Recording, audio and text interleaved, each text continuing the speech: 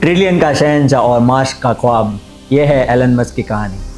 अर्ज किया है जो दुनिया को नामुमकिन लगा उसने वो जमीन पर सच कर दिखाया। स्पेसएक्स के रॉकेट को अंतरिक्ष भेज फिर वापस धरती पर मंगाया। 2026 के इस ऐतिहासिक जून महीने में उसने एक नया इतिहास रचा है। दुनिया का पहला ट्रिलियनर बनकर चारों तरफ अपना डंका बजाया है। जब थककर सोती दुनिया सारी वो अपनी लेब में झांकता था। ट्विटर, टेस्ला और न्यूरालिंक के सपनों के पीछे वो भागता था। हफ्ते के वो 100 घंटे काम और बस कुछ ही पलों का वो बसेरा है। उसका अटूट वो लेजर फोकस जैसे कड़क कॉफी का वो फेरा है। जैसे कॉफी की एक घूंट मुझे दिमाग में जान भर देती है, वैसे ही उसकी गजब इच्छा शक्ति नामुमकिन को भी राह देती है। तुम भी लाओ मस्क सा जुनून, अपनी प्रोडक्टिविटी को असीमित करो। मेहनत की कड़क घूंट पीकर अपने हर एक असंभव सपने को संभव करो।